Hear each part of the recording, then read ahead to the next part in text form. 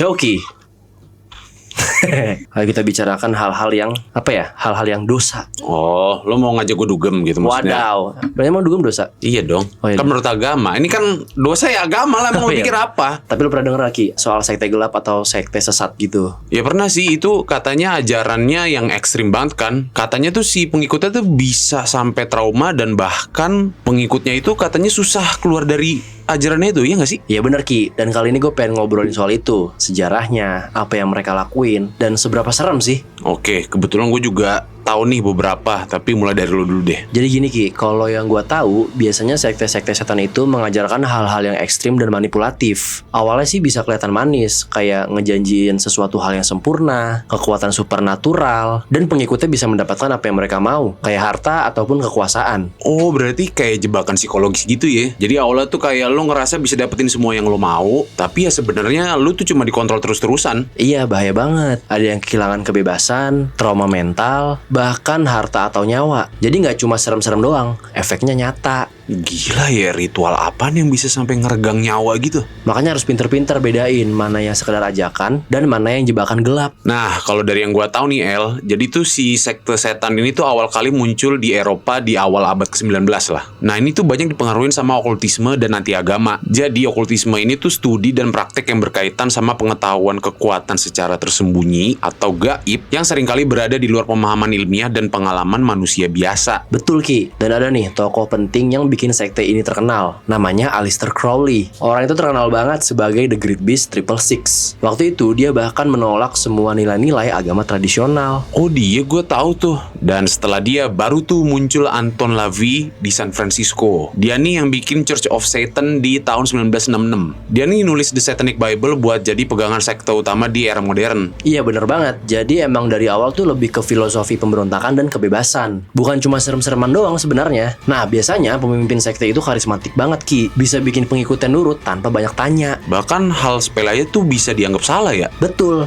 Terus mereka nih bikin pengikutnya merasa kayak kami harus dan bisa melawan dunia luar. Jadi isolasi sosial tuh dipraktekin di sekte ini.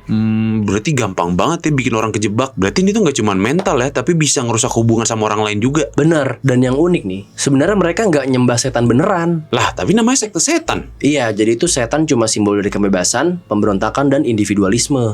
Dan katanya filosofinya nih agak hedonistik ya. Maksudnya tuh ya hidup buat dinikmati. Jadi ya lu bikin gak takut sama Tuhan atau dosa. Nah fokusnya ini tuh buat ke self-empowerment. Jadi lebih kayak ke motivasi ekstrim gitu ya. Tapi dibungkus sama simbol yang horor. Bener. Jadi nggak ada makhluk gaib yang bener-bener dipanggil, tapi atmosfernya serem. Dilihat dari ritual mereka nih juga unik dan secara simbolis ya. Ada Black Mass yang sebenarnya ini tuh parodi dari kebaktian Kristen. Terus pakai lilin hitam, tengkorak, pentagram, ya bahkan sama musik yang keras. Terus ada ritual seksual juga, itu artinya simbol kebebasan tubuh. Sama ritual pemanggilan energi yang sebenarnya lebih ke sugesti psikologis. Nah ini nih yang gak beres nih. Masa simbol kebebasan tubuh harus dikaitinnya sama ritual seksual? Tapi ya kalau dilihat lagi intinya nih lebih serem ke secara simbolis dan psikologis daripada bener-bener manggil setan ya. Bener, gila banget kan? Serem tapi filosofis. Nah terus ada juga tuh simbol yang paling terkenal, yang Baphomet. Ini tuh pentagram terbalik dengan kepala kambing. Itu tuh jadi simbol perlawanan dengan dogma Kristen. Terus warna hitam juga kan? Katanya sih itu simbol kekuatan, misteri, dan pemberontakan. Makanya banyak banget ya musik metal atau film tuh pakai simbol ini. Ya aura horornya tuh langsung kayak dapet banget. Nah, tahun 80-an sampai 90-an ada fenomena yang namanya satanic panic. Jadi banyak orang yang dituduh terlibat dalam pengorbanan manusia, pelecehan anak, dan semacamnya. Buset, itu beneran ulahnya sekte setan? Iya, tapi efeknya massal banget. Bikin masyarakat panik. Jadi banyak banget kasus yang nggak terbukti kebenarannya. Dan dikaitkan sama fenomena satanik itu. Ya gila juga sih kalau sampai ngorbanin manusia. Nah terus katanya musik metal kayak Black Sabbath sama Slayer tuh dikaitin juga nih sama satanisme. Meskipun ya nggak semua musisinya juga ikut sama sekte itu. Iya, gue juga denger tuh. Banyak gak sih musisi atau public figure yang diduga masuk sekte? Iya banyak banget. Dan sekarang tuh ada dua aliran besar nih. Nah yang pertama ini tuh ada Laveyan Satanism yang filosofis dan ateis. Nah kalau aliran ini tuh lebih fokus ke diri sendiri. Nah yang kedua nih Theism politistik satanism yang beneran nyembah setan. Di internet juga berkembang Ki, lewat forum, komunitas, dan juga subkultur. Ada yang campur sama neopaganisme atau gerakan anti mainstream. Neopaganisme itu adalah istilah umum untuk gerakan keagamaan baru yang menghidupkan kembali dan menafsirkan ulang kepercayaan dan praktik pagan pra-Kristen dengan penekanan pada pemujaan dewa-dewa politeistik, alam, dan siklus musim.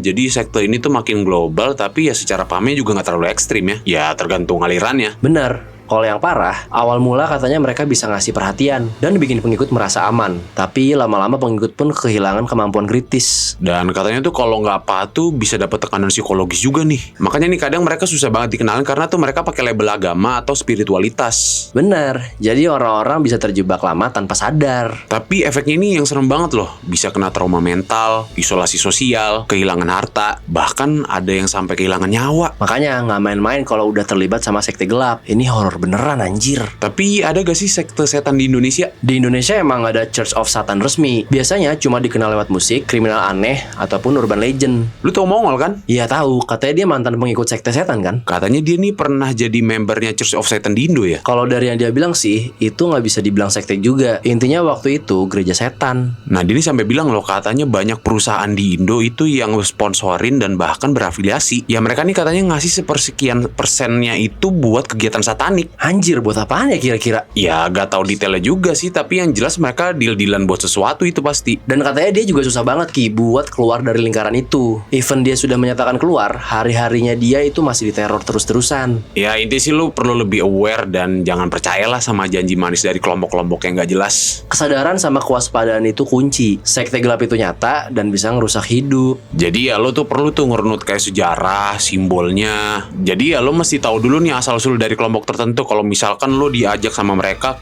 masuk ke kelompok itu, ya biar gak gampang ngejebak. Ya udah itu aja obrolan kita tentang sekte setan. Oh gitu.